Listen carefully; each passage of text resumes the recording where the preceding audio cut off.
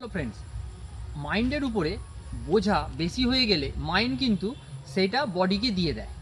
এটা কি কখনো এইভাবে ফিল করেছেন?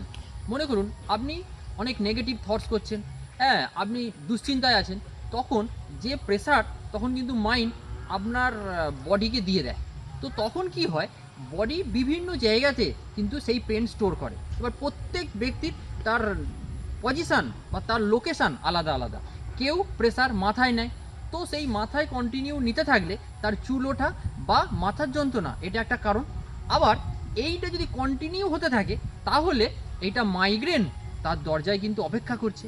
আবার কেউ প্রেসার কিন্তু হার্টে নেয়।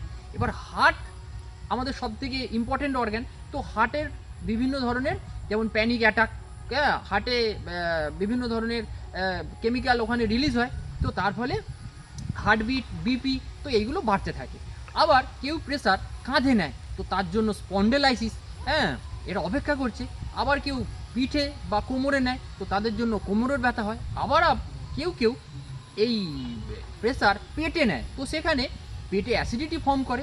তো বন্ধু, এই যে মাইন্ডের উপরে এত প্রেসার, আপনি কিন্তু যত কম দেবেন তত কিন্তু মঙ্গল, আর আপনি সুন্দর সুস্থ জীবন কাটাতে পারবেন।